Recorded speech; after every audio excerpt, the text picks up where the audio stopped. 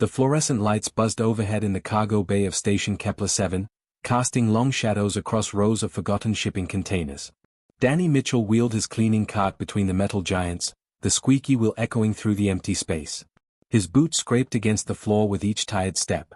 It was 3 in the morning, and he'd been scrubbing floors and emptying trash bins for the past 6 hours. Danny had worked this job for 20 years now. 20 years of night shifts, of cleaning up after traders and merchants from a dozen different worlds.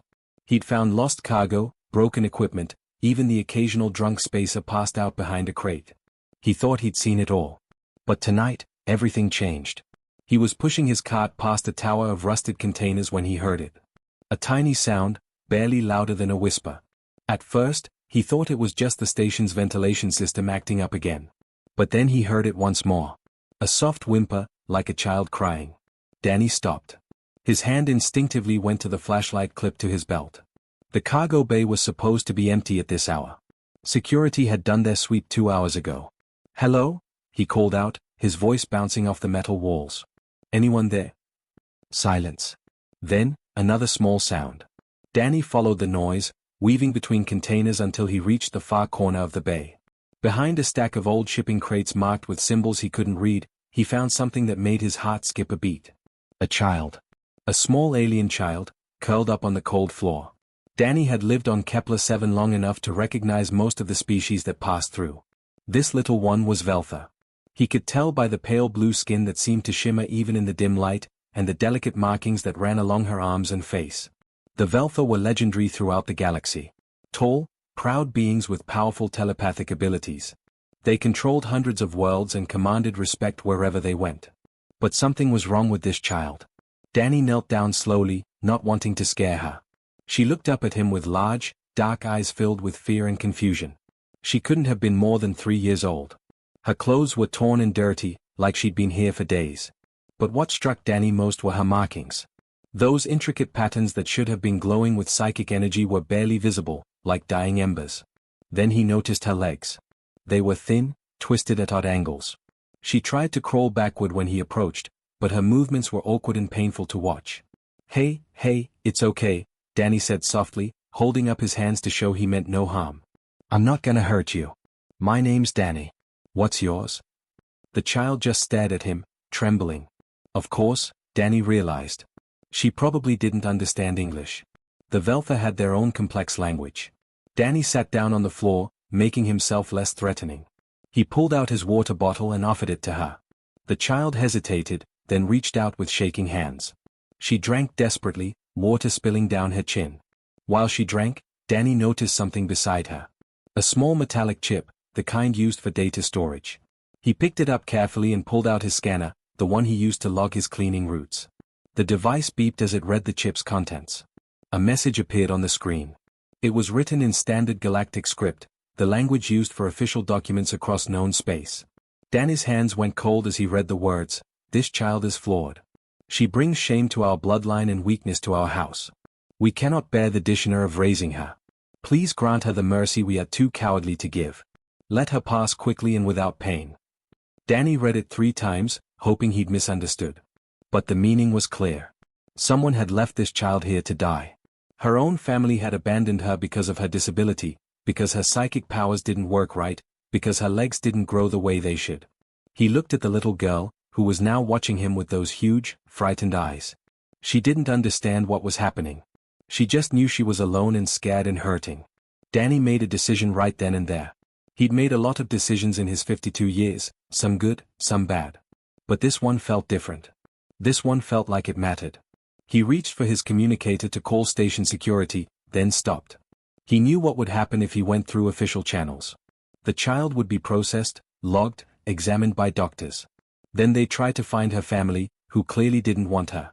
If that failed, she'd be sent to one of the Veltha colonies, to some institution for disabled children. Danny had heard stories about those places. Cold, sterile facilities where unwanted kids were kept out of sight. Or worse, they might just send her back to whoever left her here. Danny looked at the child again. She had stopped trembling and was watching him with curious eyes now, like she was trying to figure out if he was safe. Something about that look reminded him of the stray cat he'd found when he was a kid. That cat had been scraggly and half-starved, but his mom had let him keep it. That cat had lived 15 good years in their home. He made his choice. Danny scooped up the child gently, careful not to hurt her twisted legs. She tensed at first, then relaxed against his chest, like she understood somehow that he was trying to help.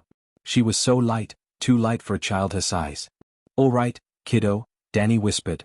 "Let's get you somewhere warm." He wrapped her in his work jacket and headed toward the residential section of the station, avoiding the security cameras he'd learned to spot over 20 years of working night shift. His mind was already racing ahead, thinking about what he'd need to do. Food, medical care, proper clothes. And paperwork. Lots and lots of paperwork. By the time the morning shift started, Danny was sitting in the station's adoption services office, the child asleep in his arms. The clerk looked confused. Danny just smiled and said he'd found her abandoned and wanted to file adoption papers. It took 3 days of interviews, medical examinations, and legal reviews. But Danny was stubborn. He'd always been stubborn. And by the end of the week, the papers were signed. The child needed a name. Danny thought about it for a long time before deciding. He named her Katie, after his grandmother. The woman who taught him that family wasn't about blood. It was about showing up, day after day, and choosing to care. Danny Mitchell, a 52-year-old janitor working the night shift on a space station, had just become a father. 10 years went by faster than Danny could believe. One day he was holding a scared 3-year-old in his arms, and the next he was watching a teenager argue with him about staying up past her bedtime. Time worked like that when you were busy living. Danny's small 2-room apartment had transformed completely. What used to be bare walls and basic furniture now looked like an actual home. Katie's drawings covered every available surface. Colorful pictures of the station's residents, sketches of the ships that docked at the bay, abstract designs that seemed to capture feelings more than objects. Her school projects were stacked on shelves Danny had built himself. Her books, both human and translated Veltha texts, filled a bookcase he'd salvaged from a cargo shipment. The biggest change was in the corner of the living area. Danny had set up a workshop there, using tools he'd collected over the years. This was where he spent his free time, what little he had of it. He worked the night shift cleaning the cargo bays, then picked up maintenance jobs during the day to bring in extra money. Katie needed things that regular health insurance didn't cover. Special equipment. Modified furniture. Technology that could help her move around more easily. So Danny learned. He'd never been much of a student back in school, barely graduated high school before joining the station workforce. But now he read everything he could find about Veltha biology. He studied their bone structure, their muscle development, how their bodies were supposed to work. Then he figured out how to build things that could help Katie's body work better. Her first leg braces were rough, made from spare parts he'd pulled from broken cargo loaders. They were clunky and heavy, but they helped. Over the years, Danny got better at it. He learned to use lighter materials, smoother joints, better padding. By the time Katie was 10, her braces were so well made that other parents on the station started asking if he could build equipment for their kids too. Danny never charged them much. Just enough to cover materials. Katie grew up surrounded by people from everywhere. Station Kepler 7 was home to thousands of residents from dozens of different species. There were humans like Danny, of course, but also the tall, insectoid Kryll who ran most of the station's technical systems. The short, furry Paxson who operated the best restaurants in the commercial district. The crystalline shale who worked in communications because their natural harmonics made them perfect translators. Katie was the only Veltha child any of them had ever seen living on the station. Adult Veltha came through sometimes, usually on business. They were always impressive, standing over 6 feet tall with glowing markings that pulsed with psychic energy. They moved with the confidence of people who knew they were important, who knew they came from one of the most powerful civilizations in known space. And they always noticed Katie. Danny saw how they looked at her. That quick glance, then the immediate turning away. The slight curl of their lips, almost too small to notice but definitely there. The way they would walk faster to get past her, like being near her might be contagious. Sometimes he caught the shimmer in the air that meant they were speaking telepathically, and he knew they were talking about her. Katie noticed too. She pretended she didn't, but Danny could tell. She'd get quiet for a while after one of those encounters. She'd go to her room and draw, losing herself in art for hours. But the human community on Kepler 7 loved her. The neighbors knew her by name. Mrs. Chen from down the hall brought over homemade dumplings every Sunday. Old Pete who ran the corner store always had a piece of candy for her. The kids at the station school had grown up with her since she was 4 years old. To them, she wasn't the disabled alien kid. She was just Katie. School was a mixed experience. Katie struggled with mathematics. Numbers just didn't make sense to her brain the way they did for humans. Danny spent countless nights at the kitchen table helping her with homework, both of them frustrated and tired. Her science grades were average at best. But art class? That was different. Katie could draw things that made people stop and stare. She had a way of capturing expressions, emotions, the tiny details that made a person who they were. By the time she was 12, her art teacher was entering her work in station competitions. She won 3 years in a row.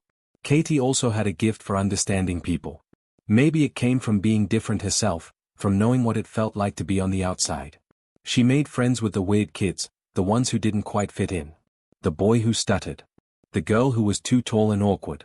The KRYLL kid whose family had just arrived and didn't understand human customs yet. Danny watched her create this little family of misfits around herself, and he couldn't have been prouder. The physical challenges never went away. The station wasn't built with Katie in mind. There were stairs she couldn't climb, even with her braces. Corridors too narrow for her to navigate comfortably during rush hour. Desks at school that weren't the right height. Every day brought a dozen small battles just to do normal things. Danny fought those battles alongside her. He filed complaints with station management about accessibility. He built ramps where he could. He modified their apartment so Katie could reach everything she needed. He taught her that asking for help wasn't weakness, it was just practical. But more importantly, he taught her that she wasn't broken. Different, yes. Challenging, sometimes. But not broken. You know what your problem is, kiddo? He told her one night when she came home crying because some kids at school had called her a cripple. Your problem isn't your legs. Your problem is that you're living in a universe designed by people who only thought about themselves. But that's their failure, not yours. Katie wiped her eyes.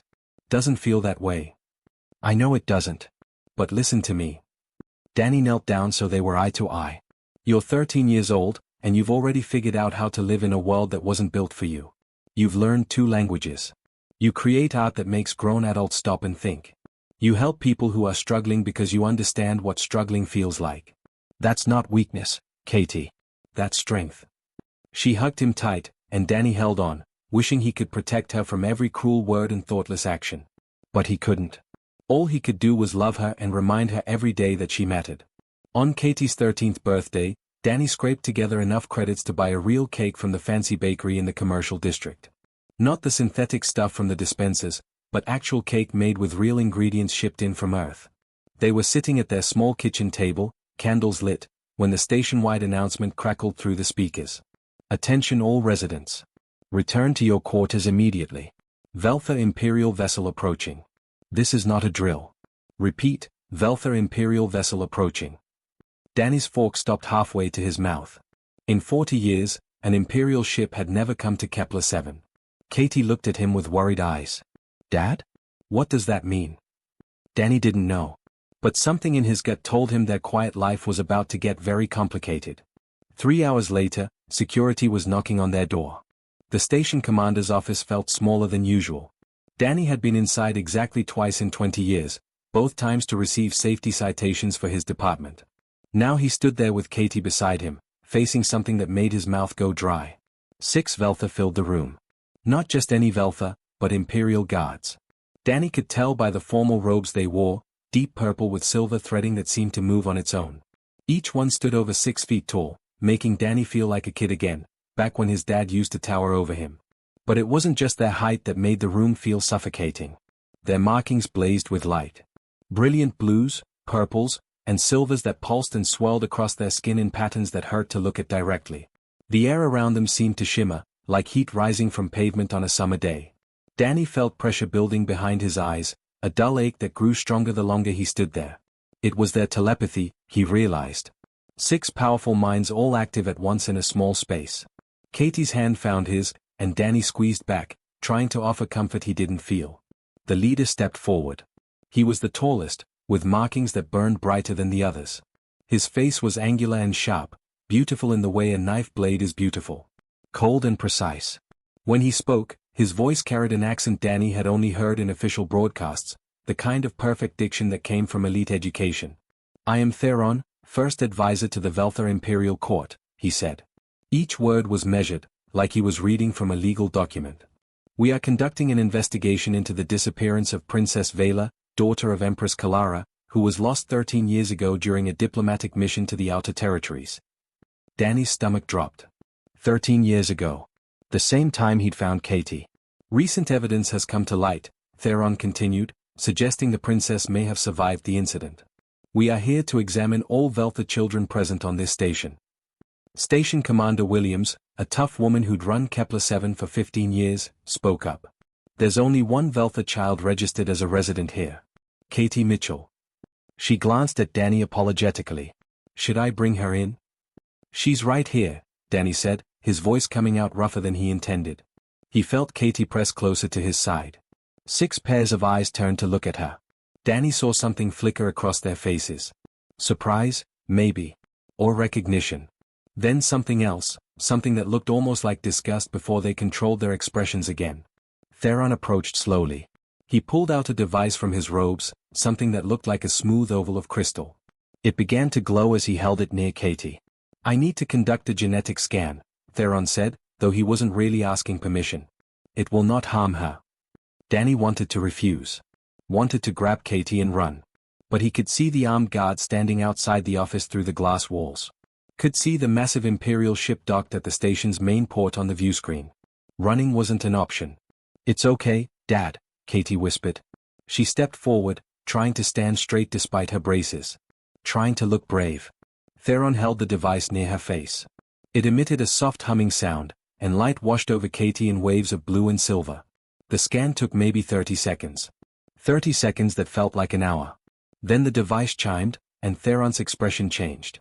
His eyes widened slightly, just enough for Danny to notice.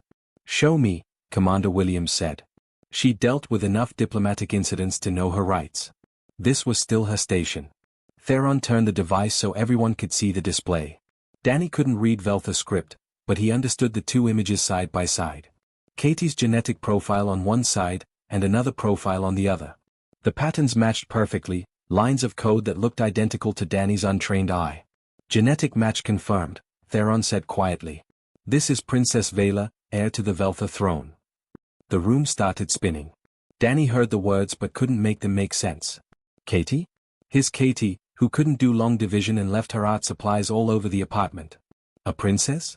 Katie looked up at him, her face pale. Dad. There must be a mistake, Danny said. I found her 13 years ago, abandoned in the cargo bay, it said. We know what the message said. Theron's voice cut through Danny's protests like ice. We have spent years investigating the princess's disappearance. 3 months ago, we captured one of the conspirators. Before his execution, he confessed to everything. Theron pulled up another image on his device. Danny saw a Veltha woman, older, with kind eyes. This was Melora, the princess's royal caretaker. She discovered a plot among extremist factions in the court. They believed the princess's disabilities would weaken the empire, would make the Veltha look weak to other species. So they planned to eliminate her during the diplomatic mission. Katie made a small sound, and Danny put his arm around her shoulders. Melora saved the princess, Theron continued. She fled with her, knowing she was hunted. When she realized she could not escape, she left the child where someone might find her. Somewhere far from Veltha space, where the conspirators would not think to look. Then Melora led the assassins away. She died protecting her charge. The office was completely silent. Commander Williams had sat down heavily in her chair. The other Veltha guards stood like statues, their glowing markings the only movement in the room. The Empress has searched for her daughter for 13 years, Theron said. He looked at Katie, and for the first time, his cold expression softened slightly. Every lead, every rumor, every possibility investigated. She never stopped believing her daughter lived. Danny's mind raced. This changed everything. Katie wasn't just some abandoned kid anymore. She was royalty. Heir to hundreds of worlds. Daughter of the most powerful woman in 3 sectors of space. I want to speak with the Empress, Danny said. Before anything else happens, I want to talk to her mother. Theron's expression hardened again. That is not your decision to make. The princess must return to the homeworld immediately. Empress Kalara has issued direct orders. I said I want to speak with her mother. Danny's voice rose. You show up here with proof that she's a princess, fine. But she's also been my daughter for 10 years. 10 years I've raised her, cared for her, loved her. You're not taking her anywhere until her mother and I have a conversation. Empress or not, she's still Katie's mom, and I'm still her dad. The air in the room grew heavier. The Veltha guards shifted, hands moving toward weapons Danny couldn't see. But Theron raised a hand, stopping them. Very well, he said after a long moment. The Empress will speak with you. But understand this, human. Princess Vela belongs to the Veltha Empire. Your temporary guardianship is appreciated, but it ends now. Katie looked up at Danny, tears streaming down her face. Dad, I don't want to go. Danny pulled her into a hug, holding tight. Over her shoulder, he saw Theron watching them with an expression he couldn't read. We'll figure this out, kiddo, Danny whispered, praying it was true. I promise. But even as he said it, he knew his world had just shattered. And he had no idea how to put it back together. The Veltha homeworld took Katie's breath away the first time she saw it from the ship's viewport. 3 silver moons hung in a purple sky above cities that looked like they'd been carved from enormous crystals. Towers stretched impossibly high, catching the light and throwing rainbows across buildings that seemed to grow naturally from the ground rather than being built. Gardens floated between structures, held aloft by technology Katie didn't understand. Everything was beautiful, perfect, and completely terrifying. The Imperial Palace made Station Kepler 7 look like a storage closet. Katie stood on a balcony that jutted out from her new quarters, looking down at courtyards that could hold 1,000 people. Everything gleamed. The floors were made of something that looked like marble but shifted colors as you walked across it. The walls were smooth stone that seemed to glow from within. Even the air felt different here, cleaner somehow, but also thinner. Like it had been filtered until every imperfection was removed. Cold. That was the word Katie kept coming back to. Beautiful, yes. Impressive, absolutely. But cold in a way that had nothing to do with temperature. Her mother loved her. Katie knew that from the moment Empress Kalara had swept into the arriving chamber and pulled Katie into her arms. The Empress had cried, actual tears running down her face as she held Katie and whispered words in formal Veltha that Katie barely understood. Apologies. Promises. Declarations of love that felt both genuine and overwhelming. But love wasn't enough to bridge the gap between them. They were strangers who happened to share DNA. Kalara didn't understand why Katie flinched every time servants appeared silently from hidden doorways. On the station, people announced themselves. They made noise. They existed in ways you could track. Here, staff moved like ghosts, trained to be invisible until needed. It made Katie's skin crawl. The Empress couldn't grasp why Katie refused to use the teleportation platforms scattered throughout the palace. They are perfectly safe, Kalara insisted. All proper Veltha use them. But Katie had spent 10 years learning to trust her own body, learning to navigate space with legs that didn't work quite right. The idea of having her atoms scattered and reassembled somewhere else made her physically sick. Instead, Katie used the stairs. Endless staircases that connected the palace's 12 levels. With her braces, each step was a challenge. Her legs ached after climbing to the dining hall. She arrived at lessons sweating and tired. But she insisted on doing it herself, and she could see the confusion in her mother's eyes every time. Formal dinners were the worst. Katie sat at a table that stretched for 30 feet, surrounded by nobles whose names she couldn't remember. Everyone ate in practiced silence, using utensils Katie had never seen before, following rules nobody had explained to her. When she reached for the wrong fork or drank from her water glass at the wrong time, she felt eyes on her. Judging. Finding her lacking. On the station, dinner had been her and Danny at their small kitchen table, talking about their day, laughing at stupid jokes, sometimes eating with their hands if they were having pizza. Here, meals felt like tests she was constantly failing. But the court itself was worse than any formal dinner. The nobles barely tried to hide their contempt. Katie caught them staring at her legs, at her dim markings that refused to glow properly no matter how many specialists examined her. They never said anything directly rude, they were too well-bred for that. Instead, they offered compliments that felt like insults. How brave you are, managing the stairs, one noblewoman said, her tone dripping with false sweetness. Such unique markings you have, a military commander noted, the word unique clearly meaning wrong. We admire your resilience, a religious leader told her, making resilience sound like a disease. Katie's tutors were the most frustrating part. She had 3 of them, all elderly Veltha with decades of experience teaching royal children. They lectured her about Veltha history, culture, politics, and philosophy for hours each day. The Empire's glorious past. The conquest of 300 worlds. The superiority of Veltha telepathy and culture over lesser species. When Katie mentioned something she'd learned on the station, something about human history or KRYLL engineering or Paxan cuisine, her tutors dismissed it with barely concealed disdain. Human culture is primitive, her history tutor said flatly. They've barely achieved interstellar travel. Their technology is crude. Their social structures chaotic. You must understand, princess, that you were raised among them, but you are not one of them. Katie bit her tongue. She wanted to argue that humans had built Station Kepler-7, that they'd figured out how to make hundreds of species live and work together. That Danny had built her leg braces with his own hands using salvaged parts, creating something that worked better than anything the Veltha medical specialists had offered her. That human culture valued adaptation and innovation over rigid tradition. But she stayed quiet. She was learning that challenging the tutors only made lessons longer. The other young nobles at court ignored her completely. There were a dozen royal children around her age, sons and daughters of high-ranking families. They moved in packs, speaking in rapid Veltha mixed with telepathic communication Katie couldn't follow. When she tried to join their conversations, they looked through her like she was invisible. One girl, Solara, daughter of a duke, actually laughed when Katie struggled to climb the stairs to the garden level one afternoon. Perhaps you should use the servant's lift, Solara suggested sweetly. It's designed for those who can't manage proper movement. Katie had spent 10 years dealing with bullies on the station. But somehow, this felt worse. These people were supposed to be her peers, her people. Instead, she'd never felt more alone. At night, Katie lay in her enormous bed in her luxurious quarters, staring at ceilings that were too high and walls that were too far apart. She missed her small room on the station. Missed Danny's terrible cooking and worse jokes. Missed her friends from school. Missed feeling like she belonged somewhere.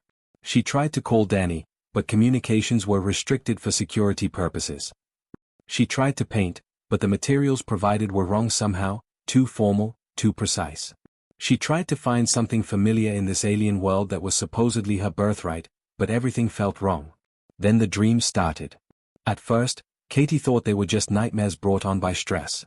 But they were too vivid, too specific. She saw faces she didn't recognize, having conversations in shadowy rooms. Felt emotions that weren't hers, anger, resentment, fear. Smelled something bitter and chemical. Her dormant psychic abilities were finally waking up. And they were showing her something terrible. Someone in the palace wanted her dead. The same faction that had tried to kill her as a baby. They'd been waiting, watching, planning. And now that she was back, vulnerable and isolated, they were making their move. Katie tried to tell her mother, but Kalara dismissed it as adjustment anxiety. Tried to tell the guards, but they looked at her with barely concealed skepticism. How could a princess with barely functional telepathy be having prophetic visions? So Katie did the only thing she could think of. Late one night, she bribed a sympathetic servant with a piece of jewelry to send a message to Station Kepler-7. 3 words, sent on an encrypted channel. Help me, Dad. Back on Kepler-7, Danny received the message on a datapad, sitting in the apartment that felt too empty without Katie. He read those 3 words and made a decision that would either save his daughter or start an interstellar incident. He was going to the Veltha homeworld. And he was bringing Katie home. The Imperial Congress Chamber was built to make people feel small. Katie stood at the center of it, on a raised platform that put her on display like an artifact in a museum. 300 seats rose up in a perfect circle around her, each one filled with a Veltha noble, military commander, or religious leader. Their combined psychic presence pressed down on her like a physical weight. The air shimmered with telepathic conversations she couldn't hear but could feel buzzing against her skull. This was the day they would vote on whether she was worthy to be heir to the throne. Whether a disabled princess could ever become empress. Katie tried to stand straight despite the pain in her legs. She'd been standing here for over an hour while various nobles presented their arguments. Her braces dug into her skin. Sweat ran down her back under the formal robes they'd made her wear. But she refused to sit. Refused to show weakness to people who already believed she was nothing but weakness. Lord Vaxon, head of the military council, stood at his seat.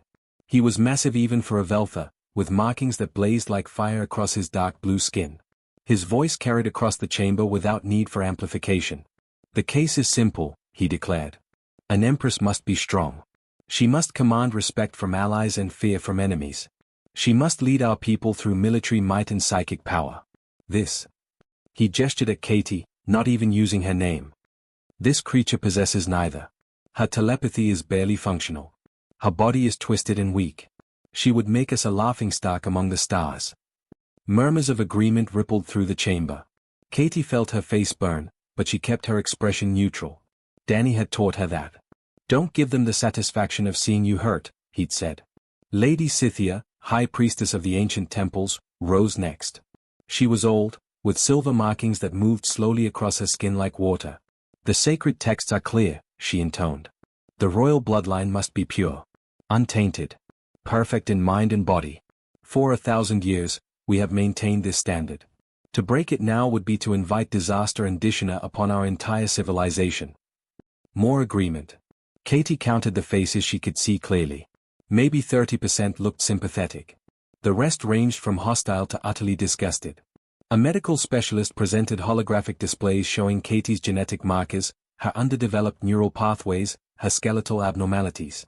He spoke about her like she was a specimen, not a person. Listed her flaws with clinical precision. Recommended that she be removed from succession and replaced with a distant cousin whose genetics were more suitable. Katie wanted to scream. Wanted to tell them all what she thought of their perfect genetics and their precious traditions. But she'd been coached by her mother and the court advisors. Stay silent. Look dignified.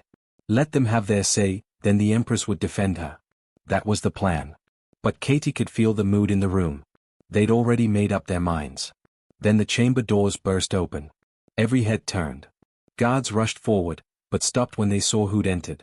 Danny Mitchell walked into the Imperial Congress like he owned the place. He wore the same work jacket he'd worn for 20 years, slightly stained and patched at the elbows. His boots were scuffed. His hair was messy from the long journey. He looked completely out of place among the formal robes and glowing markings of wealth and nobility. He looked like home.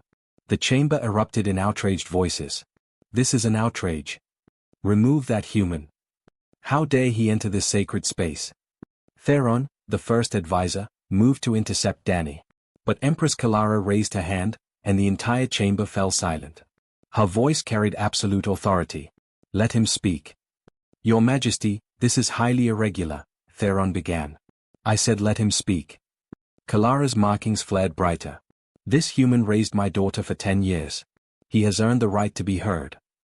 Danny walked to the center platform where Katie stood. He squeezed her shoulder once, and Katie felt tears spring to her eyes. She hadn't realized how much she'd missed him until this moment. Danny turned to face the assembled Congress. 300 Veltha staring down at one human janitor. If he was intimidated, he didn't show it. I'm not much for fancy speeches, Danny said. His voice was rough, but it carried. I'm just a guy who cleans cargo bays for a living. But I know Katie better than anyone in this room. And I've got something to show you. He pulled out a battered datapad, the same one he'd carried for years. His fingers moved across the screen, and a holographic display appeared in the air above them. The first image was Katie at 4 years old, struggling with her first set of leg braces. She was crying from frustration, face red, ready to give up. Then Danny appeared in the image, kneeling beside her. One more try, kiddo. Just one more. And Katie tried again. The next image showed her at 6, taking her first unaided steps across their apartment. The braces Danny had built were crude but functional. Katie's face was lit up with pure joy. More images followed. Katie at the station school, surrounded by friends from a dozen different species. Katie winning her first art competition, holding up a drawing while Mrs. Chen from down the hall hugged her. Katie helping a younger KRYLL child with homework, patient and kind despite her own struggles. Katie building a model spaceship with salvaged parts, her face scrunched up in concentration. Danny narrated each image. This is Katie learning to ride a bike. Took her 6 months longer than other kids, but she did it. This is Katie standing up to bullies who were picking on a Paxson kid. This is Katie volunteering at the station medical center, reading to patients who couldn't move. The chamber had gone quiet. Every eye was fixed on the display. You see weakness, Danny said, and his voice carried emotion he didn't try to hide. I see the strongest person I've ever met. You see disability. I see someone who's survived things that would have broken most people. You look at her twisted legs and her dim markings and you think she's less than you. Danny's voice grew stronger. But I've watched her adapt to a body that doesn't work the way it should. I've watched her learn 2 languages, 2 cultures, navigate spaces that weren't built for her. I've watched her face prejudice and cruelty with more grace than anyone in this room has ever shown. He pulled up another image. This one showed Katie's workshop area in their apartment, filled with mobility aids she'd helped design for other disabled kids on the station. She didn't just survive her disability. She used her experience to help others. That's leadership. That's what an empress should be. Lord Vaxon stood. This is meaningless sentiment. The Empire requires strength. She is strong. Danny's voice cracked like thunder. She's stronger than any of you. Because you've never had to be strong. You've lived your whole lives in a society built perfectly for you. You've never had to adapt, never had to struggle, never had to prove your worth every single day just to be seen as a person. He turned slowly, making eye contact with nobles around the circle. Katie has done all of that. She's learned what it means to survive in a world that doesn't want you. And that's exactly the kind of strength an empress needs. Not strength that comes from power, but strength that comes from refusing to give up when everything tells you you should. Danny pulled up one final image. It showed Katie at 13, the day before she'd been taken. She was helping Danny repair a broken cargo loader, covered in grease, laughing at something he'd said. She looked happy. She looked free. This is who she is, Danny said quietly. Not a perfect princess. Not a weak invalid. Just Katie. A kid who's braver than most adults I've ever met. A kid who deserves a chance to prove what she can do. The chamber was utterly silent. Then Empress Kalara stood. Her voice rang out clear and strong. My daughter was abandoned because people like you. She looked directly at the nobles who'd argued against Katie, decided she was worthless. But this human saw her value when her own people did not. He gave her a life when we would have given her death. And now you dare to question whether she is worthy? The vote took 3 hours of debate. It was close, far too close. But in the end, Katie was confirmed as heir by a margin of 7 votes. But Katie had her own announcement. She stood before the Congress, no longer trying to hide her pain or her difference. I accept my role as heir. But I will not abandon the life and the people who made me who I am. I will spend half my time here, learning to lead. And half my time on station Kepler 7, remembering where I came from. 6 months later, Danny stood in his apartment on Kepler 7. The place looked exactly as it had, except now he had a fancy new title, Cultural Ambassador. Though mostly he still fixed broken equipment and cleaned the occasional cargo bay. Katie's room was unchanged. Because she still came home. The janitor who'd found a scared child in a cargo bay had helped change an empire's mind about what strength really meant. And Katie, the broken princess, had shown the galaxy that being different wasn't weakness. It was just another way of being strong.